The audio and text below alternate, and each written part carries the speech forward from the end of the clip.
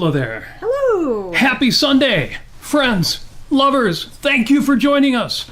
This is 5 Minutes with Robert Nasir. I am Robert Nasir. I am joined, as always, by Amy Nasir. Hello. And all of you, and you know who you, at least I hope you do. I always say that, and I'm like, maybe they don't know who they are. Yes, you know who you are. And today is Sunday, August 22nd, 2021, the 234th day of this year, your best year yet, with just 131 days remaining to make it great. Great. Yes, 131 days left, 131 opportunities, 131 chances to create values and deliver new iterations and form new habits and go on new adventures. But 125 days until Christmas, 70 days until Halloween. You know, I'm stuck on this. New habits, new empowering habits, new adventures. Rediscover yourself. Realize that life and love don't have to be so sad. God, we got to talk about that. Today, August 22nd, is the birth date of Achille Claude Debussy. Claude Debussy, the composer, born in 1862. The composer of such interesting pieces of music as Prelude to the Afternoon of a Faun and Clair de Lune. Yeah. Kind of nice, but It's very fluffy. Well, not just fluffy, but melancholy. A little melancholy. Somber. Maybe. Kind of adventurous. Impressionistic, as befits the era, and we need to talk about that. It's also, you know, some days you look up the national holidays for the day, and it's tough. Today is Be an Angel Day. Ooh.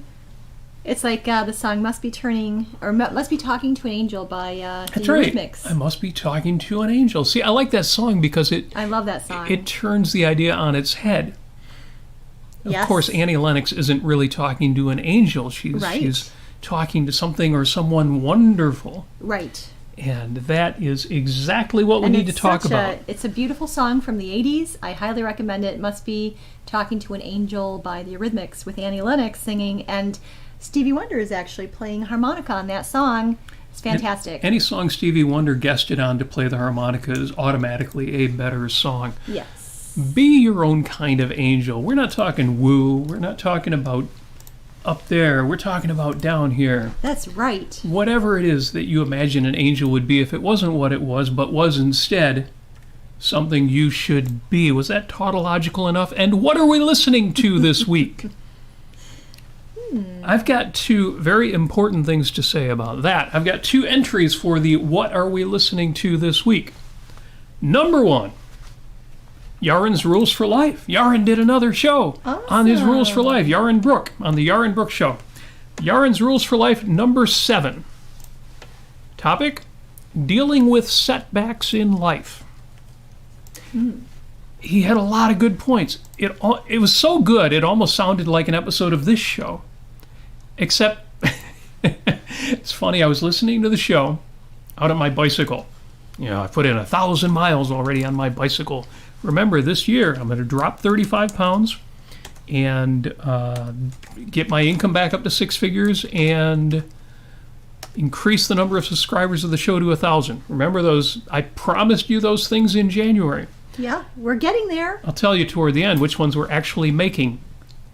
And once again, I'm listening, as I say, I'm out on my bicycle. I'm listening to the Yaron Brook Show, and he scooped us.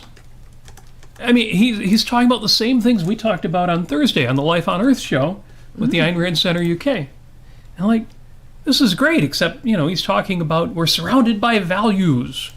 I swear he was about to say we're surrounded by miracles, but that would have been how I would have put it. Yaron's a little more grounded than that, a little less, you know, frou-frou.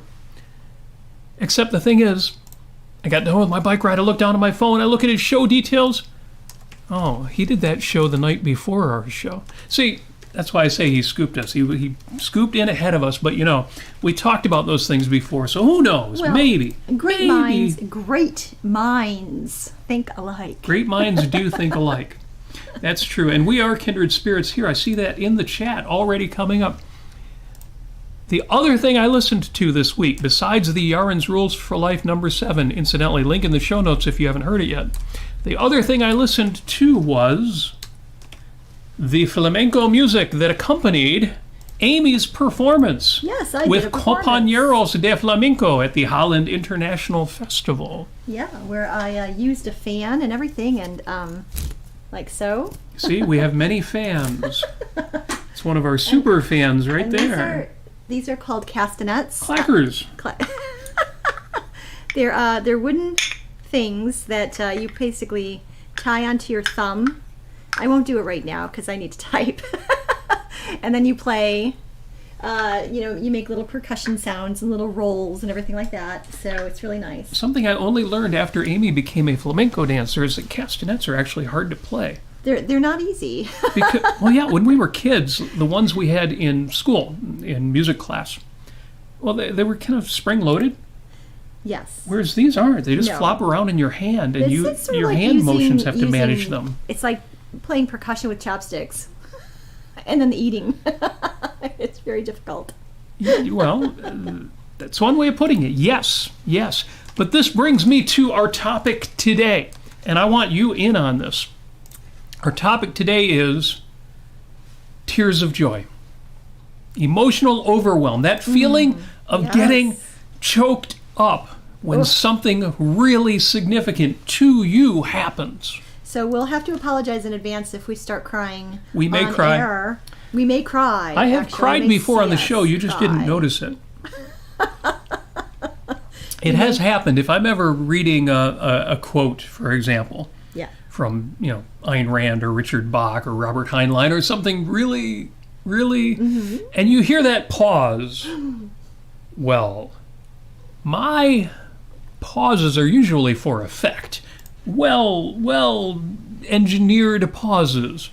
But sometimes, no, it's just, I can't speak without the emotions coming out. And here's my question for the chat. It's great to see Bonnie and Scott and Brian and Jim and Joe and folks in the chat. What music or scenes in a film or art, including literature, or events in real life hit you hard?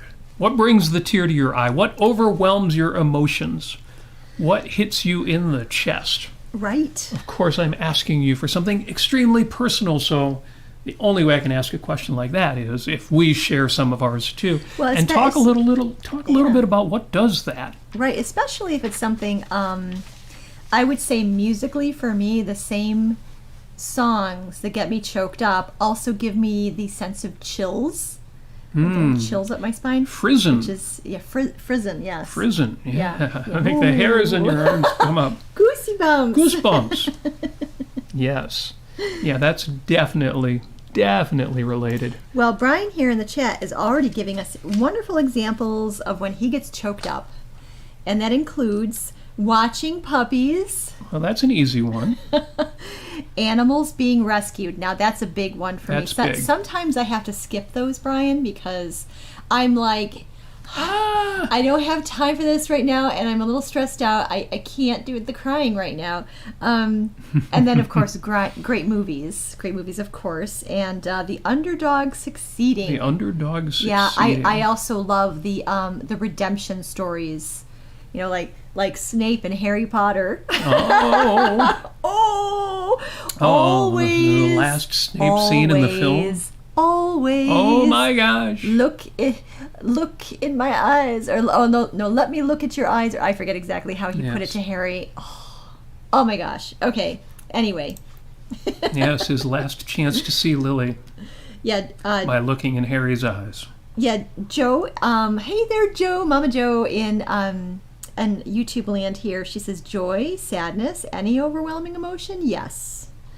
Any overwhelming emotion. I mean, it can be a mix of all of those. Scott, of course, has great advice. He says, blame it on the bossa nova. I'm not a sensitive guy. It was just, a little It's dust. just yeah, right. It's He just does say we noticed a little. So did he notice that I tend to get a little? Yeah. Oh, I think he's commented. Scott, you've commented about that before. Well, yeah. I was kidding when I said I hide it well. But values. Damn straight. Oh, and Sam, you're not too late. Don't worry. Never too late. Besides, this is online, unlike our Clubhouse shows, which are ephemeral. They're out there and then they're gone. YouTube is forever. Or the internet is forever. The internet never forgets. It's coming for ya. Yes. Your ma said you cried in your sleep last night. Oh, Chris. Hey there, Chris in Facebook land. He says that the song Mission by Rush has always moved him and gave him chills. Excellent. And the lyrics are powerful. So, yes, a lot of Rush songs are like that. Yeah, the older I get, time stands still. That's the one. That'll get me going. And it's so joyful, and yet, it is naming the reality that life is finite, and give me more. Give me more moments that matter. Yeah, I'll give you one that not only do I get choked up, but I get the chills. And I discovered when I was about 8 or 9 years old, and I listened to the song on the radio. It was all instrumental, but it was on pop stations. And it's associated with a movie called Chariots of Fire by Vangelis, however you say his name. Oh my gosh, it was just the theme from Chariots of Fire. It was a revelation to me, and it was the first time I ever got chills from a song. And I told my mom that I loved that song so much I needed to see the movie. And mind you, growing up, me, my mom, and my brother, we were poor. And so we couldn't just run out to the movies anytime we wanted to. So I told my mom, I said, Mom, I'm going to kill myself if I don't see this movie. Of course, I wasn't actually meaning that. But I wanted to show my passion that I really wanted this. And so we went to see the movie and everything like that. And it was okay, but I couldn't quite understand the British accents. Yeah, you're a little girl going to see a film with British actors. It was a little difficult, but I loved the music in the movie. And I still love that song. So anyway, this is a good example, I think.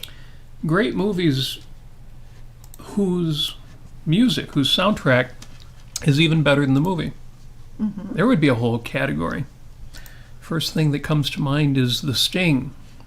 Robert Redford, Paul Newman, great movie, but the music is even better than the movie, in my never humble opinion. So yeah, that would be a category. Yeah. So I start my investigation of, why do things that are values make us cry or get us choked up or overwhelm us? Wouldn't they just give us a nice, sweet, positive contentment? Well, not necessarily sweet. It can be extreme because we experience ecstasy. Right. And passion. The obvious example would be sexuality. We experience these passions without them overwhelming us, and yet they are enormous passions, and they don't make us cry.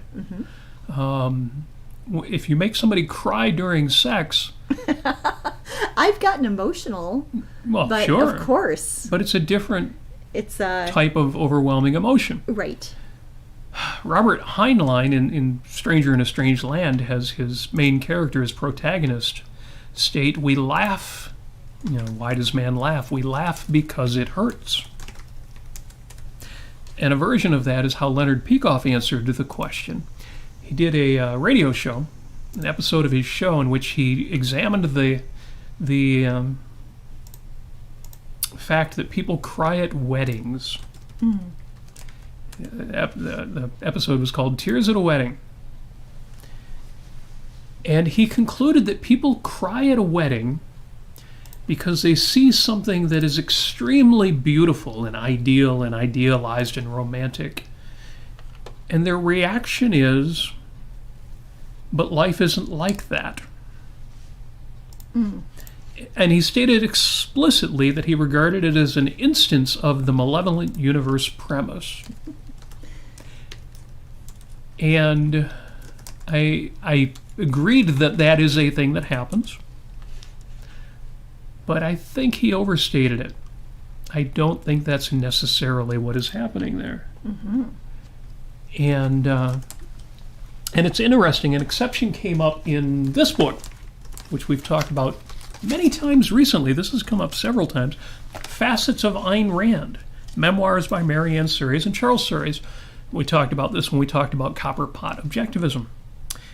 And right near the beginning of the book, I'll read from the introduction by Leonard Peikoff. Is this going to make me cry? It's not going to make you cry.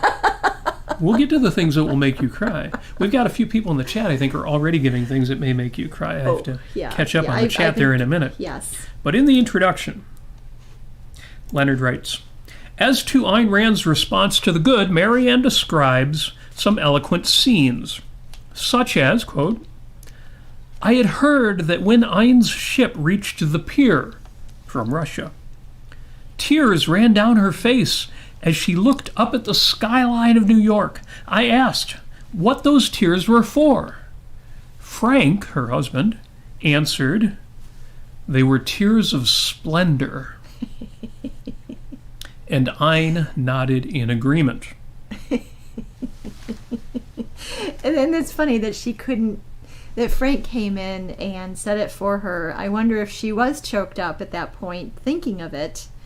And it wouldn't surprise me. Somebody, once Leonard had finished doing the radio show and was then doing his podcast, asked him about that. Mm. Well, were Ayn Rand's tears observing the New York skyline arriving from Russia an instance of the malevolent universe premise? Mm-hmm. And Leonard gave an answer where he essentially said no. In Ayn Rand's case, it was her reaching freedom after having been in communist Russia. Mm-hmm. And the tears came from the sadness of the prior experience. Mm-hmm. Mm. I think that's true, but I think that analysis can be given to other instances, other people's instances. I think that, as far as I absolutely love Dr. Leonard Peikoff and all the things that he's done and all the things that he's accomplished and helped everybody with, I don't agree with that. I think he's overgeneralizing people's emotional mechanisms and how they work. I think that some people have differences in how they express their emotions and how intense their emotions can be expressed. Well, I would say I agree with Leonard Peikoff, except I think he only got one part of the answer. He's Mm-hmm. absolutely right in both of those cases, and I think there are more than just those two cases. Yes. I mentioned that Heinlein has his character state, we laugh because it hurts. And I think that the tears that we have in positive occasions, in encountering overwhelmingly positive values, are similar to that. It reminds me of how many, many comedians will tell the story. Everyone from Robin Williams to Steve Martin to just countless people will tell the story. They became comedians because they had difficult childhoods. Yeah. And they had to learn to release those strong emotions in ways that were not crushing. And I think that feeling of an overwhelming emotion is a very real thing. And one of the articles that I looked up in researching this particular episode explained that one of the things that happens is we have conflicting emotions. Mm-hmm. We have very strong emotions, and they are accompanied by other strong emotions. So in the malevolent universe case Leonard Peikoff talks about, we have a strong positive emotion for something that happens, and at the same time, we have memories of when it wasn't like that. We have regrets or just sadness. And it's not that we feel the universe is malevolent or we feel that we've ruined our lives, but there is that conflict of feeling two conflicting emotions at the same time. That kind of overwhelm expresses itself physically, expresses itself in the tight chest, in the tears and the crying, in the difficult speaking, the difficulty speaking. The particular article that I read last, just before the show, mentioned that crying releases oxytocin and endorphins. Endorphins! And these are emotions that not only lead to pleasure or joy, but also smooth over or let us get through crises. Now, what if you're ugly crying and hiccuping and you can't stop? Then the hormones aren't enough to get you through. Now, I've always been a believer that when somebody says the brain makes me do this or the hormone makes me do this, and Yes. no, the things you thought, Yeah. that's how it looked in your brain, but that doesn't mean your brain is leading you to those feelings, leading Right. you to those assumptions, leading Right. you to those emotions, leading you to... So I don't mean to suggest in any way that this is a physicalistic explanation of things. The whole point is that when the, conflicting emotions are also that powerful, you need a way to release it, to change your state. In fact, the word I'm going to use over and over again is you need a way to transcend that state, that overwhelm. You need a way to get back in control of yourself.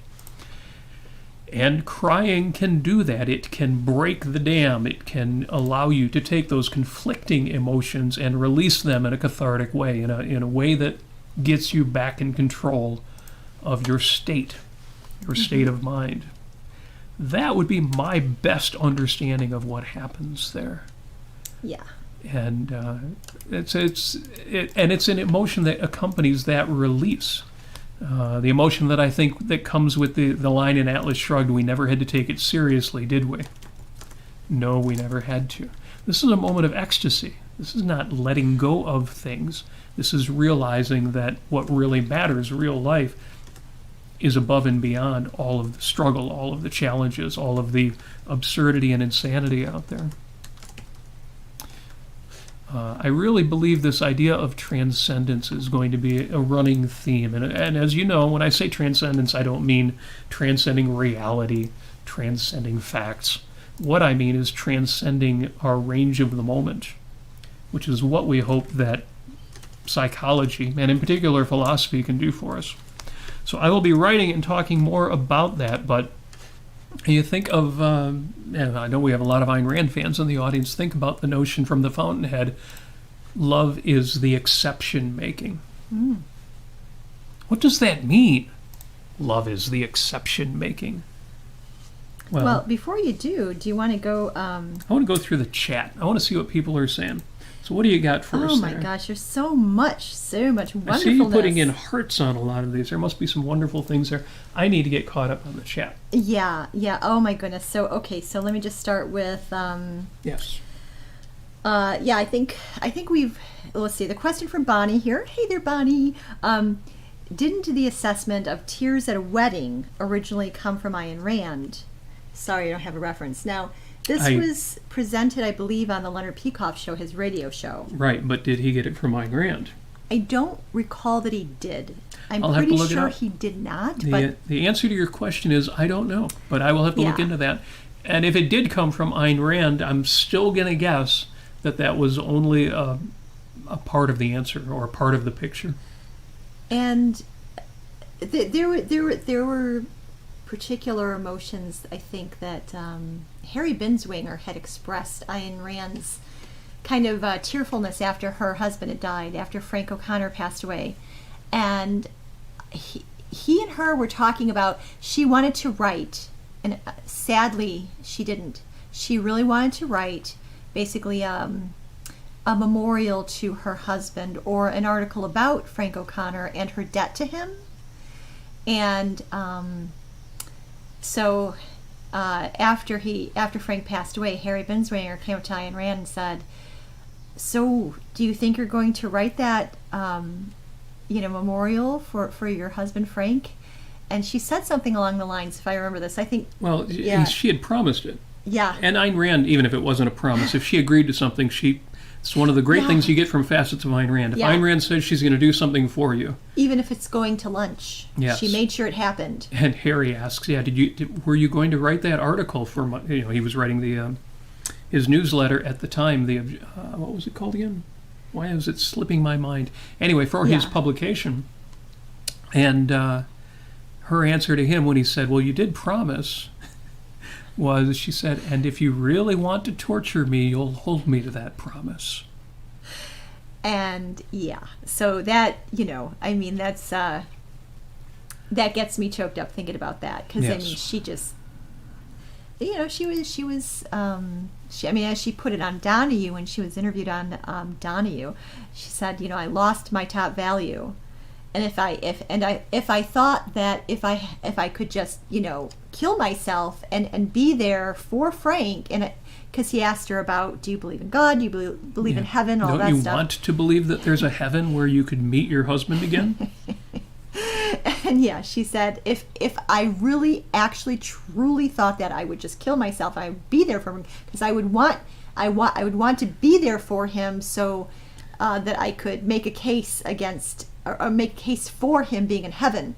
Anyway, but it was just certain things that she just absolutely loved Frank, and it really, she was very emotional about Yes. that. Of course, it was.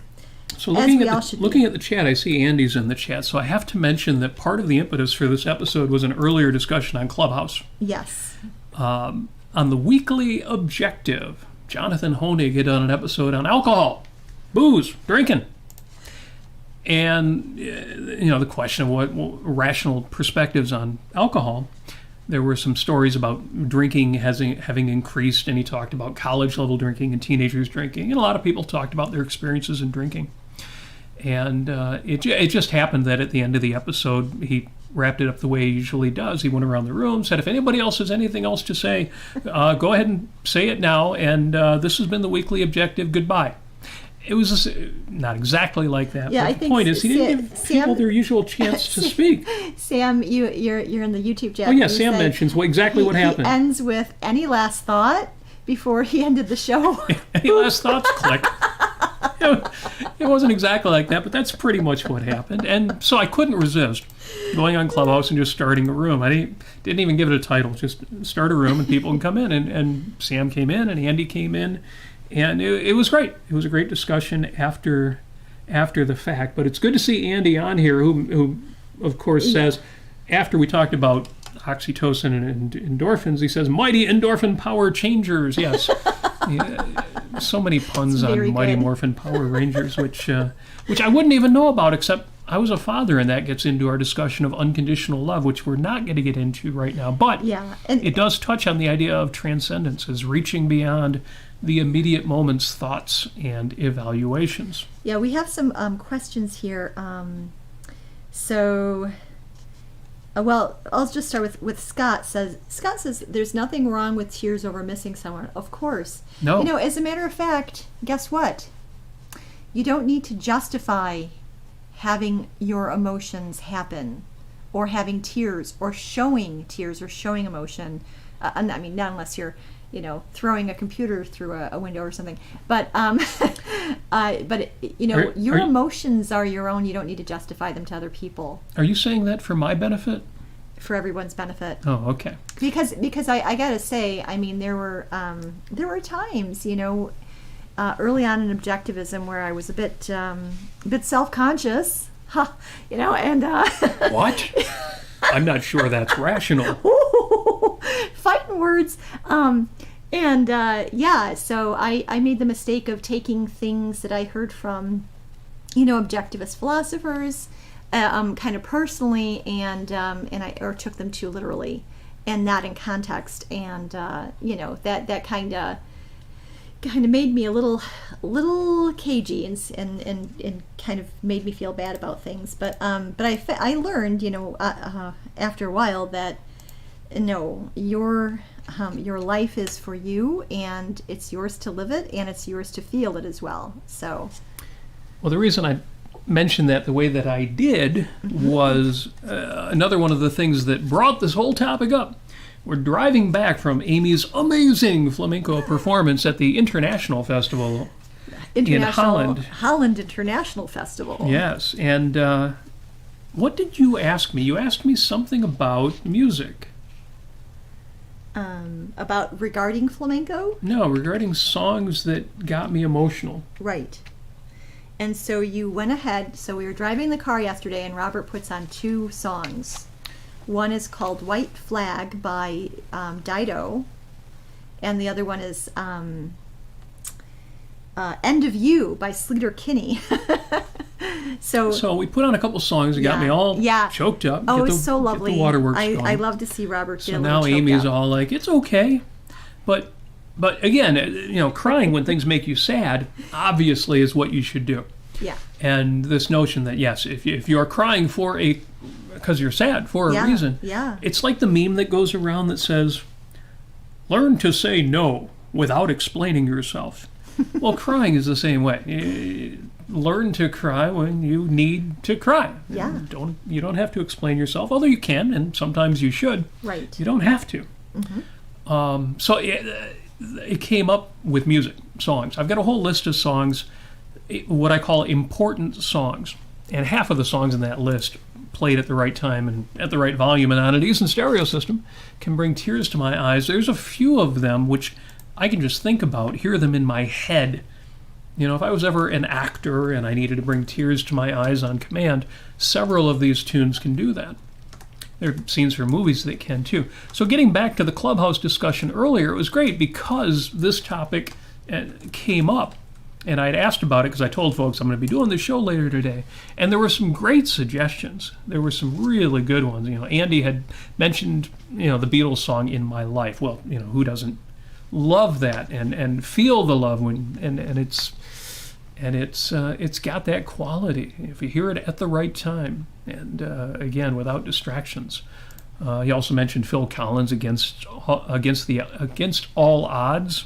Mm-hmm. And I don't know why I keep getting that title wrong. And a couple I hadn't heard, which I need to look up. Peter Gabriel and Kate Bush, Don't Give Up. Yeah, and Megan mentioned a song from Frozen 2. And Shostakovich's Second Waltz. Mm-hmm. And then, yes, Megan Ribbons mentioned a couple. She actually mentioned one song, which is Show Yourself from Frozen 2, which I haven't seen yet. Right. But the way she talked about it, I'm like, oh, okay, I need to see that. Fortunately, we're still paying for Disney+, so we could do that anytime. We can. But no, the other one she mentioned was a line from the end of the second season of Buffy the Vampire Slayer. Oh, right. When the bad guy is saying, well, there's nobody to rescue you now. You've lost everything. And she makes a life-saving, crucial move at the end and says, "There's me." Yes, she believed in herself. Yeah, that's awesome. And that's one that can get me in just about any show or movie. I talked about Casablanca. Mm-hmm. That was fun. The three of us, Amy and me and Nikos, did a show on Casablanca. And what I didn't know when I did that show, and I can't believe I didn't know this. When I went to look for Ayn Rand's statement about Tears of Splendor. Yes. In this book, Facets of Ayn Rand, there were two surprises. Oh. The first surprise was, despite what people say on the internet, how could the internet be wrong? It wasn't Lincoln. It wasn't Ayn Rand who said it. It was her husband. Yeah. And she simply agreed. Yes. And the second surprise, what I didn't know from Facets of Ayn Rand, even though I've read the book, I didn't remember, there's a mention of Casablanca in here. Oh. Because Humphrey Bogart, Ayn Rand had mixed feelings about him as an actor. He wasn't her type. But she loved the film. She thought it was a good film. So the interviewer from ARI says, let's turn to entertainment. Any movies she especially liked? And the first one Marianne mentions. Casablanca. She thought it was well plotted, without one word of unnecessary dialogue. That's true. She liked the last scene when the camera pulls back and up to show Rick and Louis walking across the airfield into the night, into their future. Now this is great, and if you saw the conversation with Nikos and us, of course, well, let me just read it. ARI. She didn't think that Rick and Ilsa should have stayed together. Marianne. No. She said that would have been bad writing, turning a suspenseful drama into a trite love story of the boy meets girl type. Even though the love affair between Ilsa and Rick was a major element of the plot, the movie was focused on the character of Rick and his redemption. When we meet him, he is a hard-drinking, somewhat cynical, embittered man. Quote, "I stick my neck out for no one," he says. As the story unfolds, we learn the cause of his bitterness and why he has given up. And we see him change back to a resolute man, ready to fight for freedom again. Ilsa tells him, "You have to think for both of us." And he does. He takes over, creating the movie's climax and its resolution. Incidentally, this was one of the topics that we discussed during those early morning chats when I was typing Atlas. So my gosh, if I had seen that when we did our episode on Casablanca, that certainly would have been part of the show. So I'm happy to be able to bring that up now. That's great. Yes. And anytime that I have a conclusion that is anything close to what Ayn Rand said, I know I'm on the right track. All right. Well, it's just past the half hour here, so we should let you know that if you want to support us, please go to robertnasir.com. We've got two options, Sunday, for supporting us. Oh, right. So you can either go on to Patreon or and become one of our patrons, or you can go to PayPal. And both links are on robertnasir.com. So with that out of the way, we have so many comments. I'm overwhelmed. I'm overwhelmed with emotion from all these comments. So much awesomeness. I love that Linda Cordair says, "I have faulty plumbing and cry easily and well." I love that. Yes. I get leaky. That's all it is. Yeah, I really do like my onions. eyes are leaking. I love raw onions. I love them so That's what much. it is. Robert's cooking with them raw onions again. Yes. So anyway, Bonnie, I hope that we've answered your questions fairly well there. And with regard, and I believe that Sam here, if one cries over a happy movie, does it mean he has a malevolent worldview? Yeah, see, I think that's absolutely not the case. Right. Scott.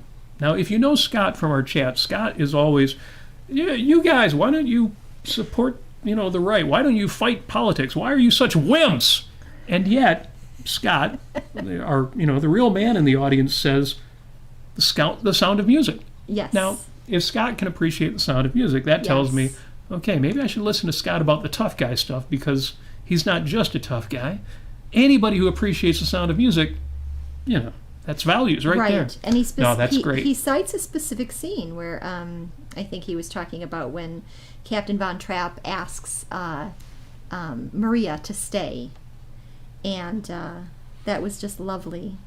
Almost as great a triumph as his triumph over the Nazis. Mm-hmm. Because that's the other great thing about that film, is it's not just about music.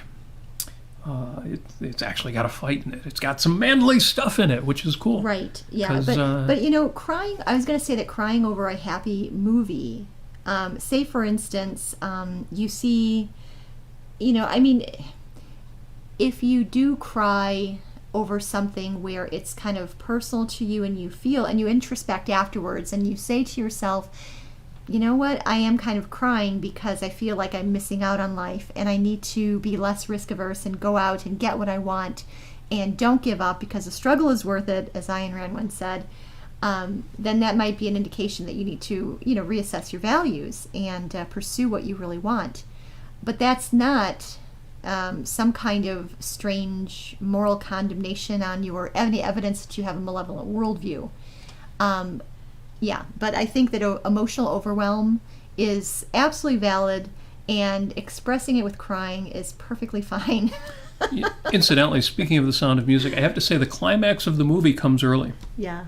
At least for me. Mm. And a theme that runs throughout the films that always get me going. Yeah. And that I love the most is exactly what you see in Casablanca, a man who reclaims his own life, his own passions, his own ideals, and not just his manly ideals he's going to fight again, but his own best self, his own love of life, his own passion, his own goodness. And in The Sound of Music, when does that happen?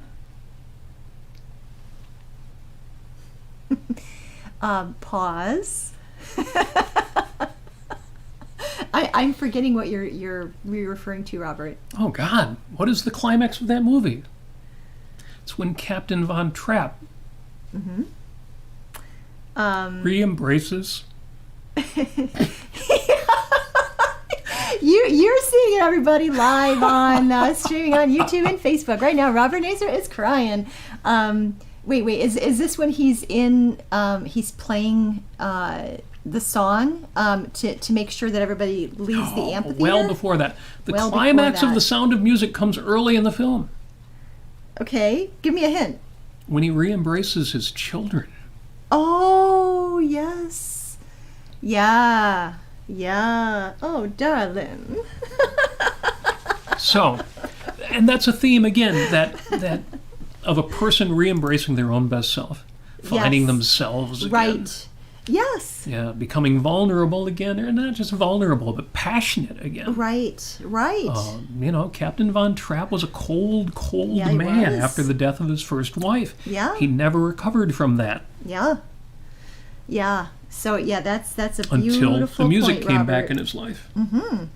So those are the films that get me. Yes. That's why that horrible film. Ooh, what's that? Drop Dead Fred gets me. At the end of that film, if you've seen the movie, you know what I'm talking about.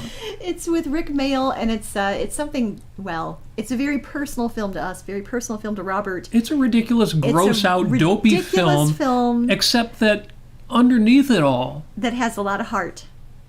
It's got this great story of this woman rediscovering herself and asserting herself. But even the self-assertion isn't the important part. It's the finding herself again and embracing that. Yes. I mean, how many people do we know who are entirely alienated from everything about themselves that was good when they were young? And, a lot of us had to do that to get over things when we were young. A lot of us had to toughen up, grow a thick skin. But to a lot of people, that meant leaving so much behind. Right. And I just love stories when full-grown men or women are able to find that kid and say, hey, you're part of this too. It's okay to come out. Yes. So be brave, be vulnerable, and come on out and think those thoughts. And it's not too painful, and it's rewarding. I have to say, I didn't mean to leave out one more from the Clubhouse discussion. Oh yeah. Sam mentioned Somewhere Over the Rainbow. Yes. I mean, think about the version of that was done recently. About a Hawaiian ukulele player, Israel. Beautiful. That one's it's not my style, but I can see why it brings on the waterworks for a lot of people. Right. And the original Judy Garland, just amazing. Yes. So go ahead. I'm going to talk now. You can go ahead and get some tissues and read the comments. I need no tissues. I'm a manly man. Worry not for me. Don't cry for me, Argentina. It's just allergies. Yeah. Dust in the air there. So let me tell you about my flamenco performance. Yes. All right. So flamenco, if anybody is not familiar with it, it's the national dance of Spain. It basically is popular all over the world, especially Japan, and it has links to many other different cultures, including dating back to the Moors and goodness, the Romani, the Romas, aka what people call gypsies. Jewish culture. So it's just a big blend of cultures in southern Spain and Andalusia and Seville and Granada and other places like that. And there's all sorts of different dances. It was basically born out of families, kind of like a street dancing sort of thing. And it is very intense and extremely passionate, and one might say sour, can I say that? Sad. It was sad. Very sad music. But I am a flamenco dancer. I also dance other dances. I've been a belly dancer, a tap dancer, jazz, all sorts of things. And flamenco is the only dance that I know of that actually that brings such an intensity of emotion, such emotional overwhelm, that when I was doing my performance and I was performing a dance called Bulerías, which is sort of like a fast, rhythmic sort of pace, but it's still kind of a minor key. But I was doing some really fancy, fast footwork with my other three dancers on stage, and I just felt such intensity of emotion while I was doing this, and I was stomping and I was doing all this intricate footwork, and I felt such energy from the audience and from my other dancers that I just felt, it was this is the only way I can describe this is like a transcendent feeling of struggle, passion, intensity, self-possession, strength of will, and perseverance. And so while I was dancing, I was also getting choked up, and I was trying to smile, but I couldn't smile. And my face just kind of hardened into an intensity of a kind of a seriousness, but so much more than that. And it was amazing. And I thought to myself, hooray! Underneath all of the other emotion, I just felt so elated. It was almost like ecstasy. It was only just for like less than a minute, but it was just so amazing. I was just so thrilled to have felt this. This is a kind of a feeling that it's a Spanish term called duende. That's Duende, which has some other translations to it, including like goblin or earth spirit or master or something along those lines. But it's a Spanish term for a heightened state of emotion, expression, and authenticity, often connected with flamenco. So if you want to look that up and do a little bit more research about flamenco, honestly, there is no other dance that expresses that kind of deep emotion, deep intensity of emotion. Yeah. So much out there. And so I have a list of songs that choke me up, that if I try to do karaoke to them, or I actually do karaoke to them, I get, I all of a sudden I stop and I'm like, I can't get that out. Goodness. Well, Chariots of Fire, obviously, not karaoke. There's U2's Unforgettable Fire. It's the song that's on the album of the same name. Fantastic song. Very kind of long form for U2, but so good. Alan Toussaint's Southern Nights, the live long version. So look it up on YouTube. Alan Toussaint is from New Orleans. And boy, I mean, he's got the duende, I'll tell you that. Yeah, a lot of people will know that song from Glenn Campbell, but that was a cover. Alan Toussaint actually wrote the song. Yes, and so good. There's a story behind it so that if you look it up on YouTube, you'll find it. Oh my gosh, so many songs by John Anderson and Yes. But I'll just tell you this. So back to the Chariots of Fire song, Vangelis created that song. But he also did, in the early 80s, a couple of albums with John Anderson of Yes. And all I can say is the entire album, called Short Stories, just takes me on a journey of chills and tears and elation. That's all I'm going to say about that. And I think that's about it. So some of this other stuff that I have here, I have a lot of songs that you don't know about because they're from more obscure bands. Well, maybe you can post about those. Yeah, I could do that. I'll post if you go onto 5 Minutes with Robert Nasir Facebook page, you are welcome to go ahead and join us there, and I will go ahead and put those other songs on. Awesome. Well, I'm not going to give my whole song list because it's quite long, but it will be in the show notes. And a few folks have seen it on Facebook. It was posted under the title Important Songs. And I won't say which ones are the tearjerkers because in the right time and at the right place and at the right volume, almost any of them could be. And would really get me going. So that list will be posted online as well. Ayn Rand has a line in Atlas Shrugged I think Francisco speaking. Yeah. The only man never to be redeemed. You know, this is a book full of redemption stories, and the line is, the only man never to be redeemed is the man without passion. This is the woman who wrote about reason, who wrote about logic, who wrote about epistemology, who said that emotions are not tools of cognition. Yes. And some people have taken that as a derogation of emotion, as saying emotions aren't important. Yeah. But Ayn Rand's also the one who wrote, the only man never to be redeemed is the man without passion. Mm-hmm. So if my passions occasionally cause my plumbing to break, as Linda would say, cause the waterworks, the leaky eyes, I'll take it. Yeah. I will take that. And for those of you who experience that too, those of you who aren't quite so hardened by the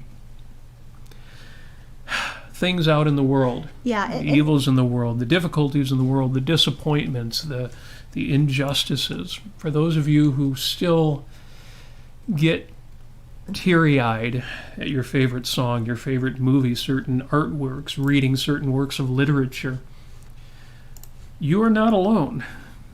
Yes. I think the best of people have this reaction, and I think so too. Yes.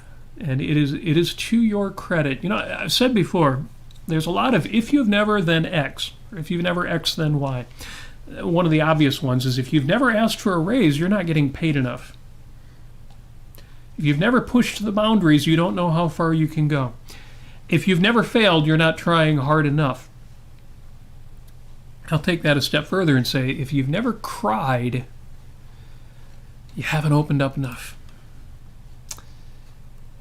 And if you rarely cry, and again, I don't mean cried in sadness, although there are reasons to be sad, there are reasons to cry. I don't cry a lot in sadness. Mm-hmm. But if you've never pushed your emotional bounds, if you've never experienced overwhelm, I encourage you to open yourself up to that and find those things that take you to ecstasy, but then take you beyond that. Yes. Not that that's what you want to feel all the time, but again, if you've never pushed those boundaries, then you haven't gone to the boundaries. You know, Danny Taggart cried. And she did so out of grief for Francisco when she was in her apartment and she was reading yet another horrible news story about how Francisco d'Anconia was a rotten playboy. But I think it was more than Francisco. It was all of the struggle that she was going through, all the things that all these obstacles in her way that just seemed entirely senseless. And she put on Richard Halley, and she was in her apartment, and I believe the scene was that she put her head down on her arm and just sobbed. Sometimes you need to do that, and it's okay, and there's nothing wrong with you if you do. I think it's important to feel and process and actually what I should say is integrate your thoughts and your emotions, your values and your facts. You need to integrate all of that, and it's very important.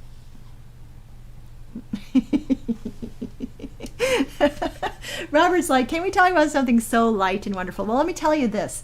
I'll tell you the movie that I had the most intense emotional reaction to ever. What's that? It was all the combinations.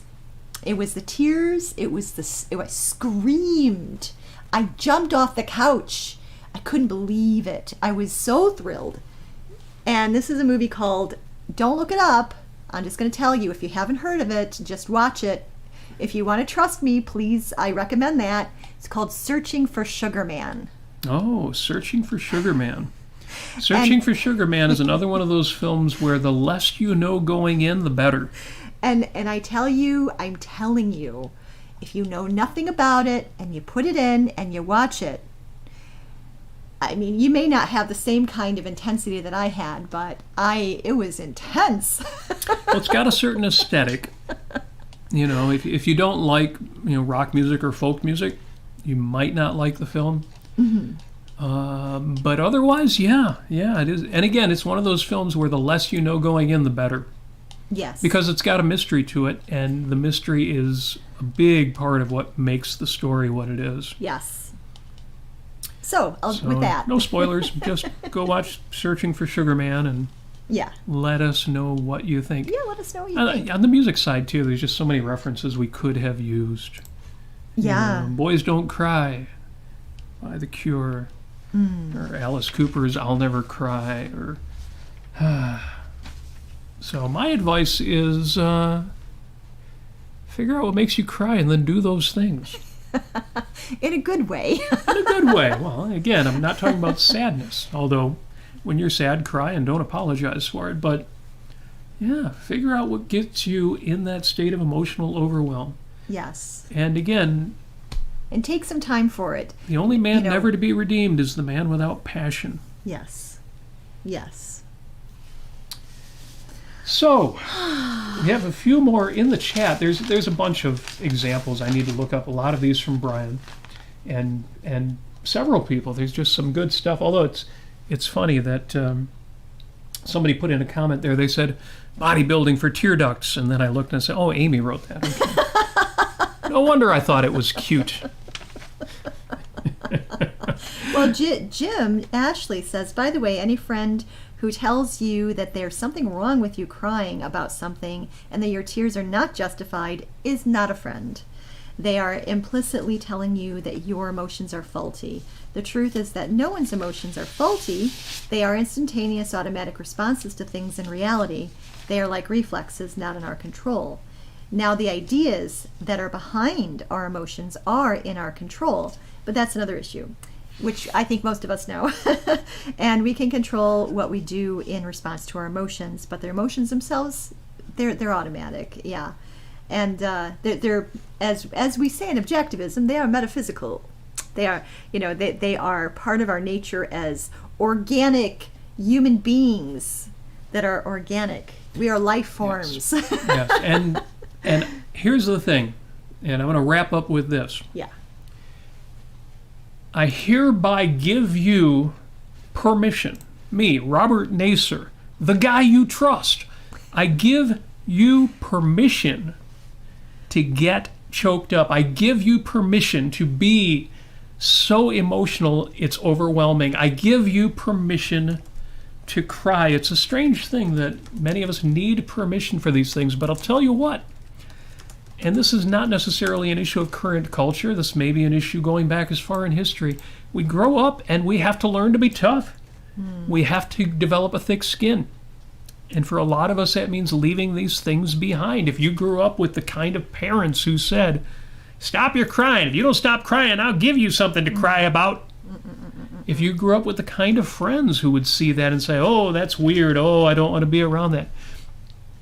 A lot of us learn not to do these things, not to cry, not to give into emotions, or not to indulge our emotions, not to indulge our passions. So I, Robert Nasir, on this show, give you permission. Rescue the child within.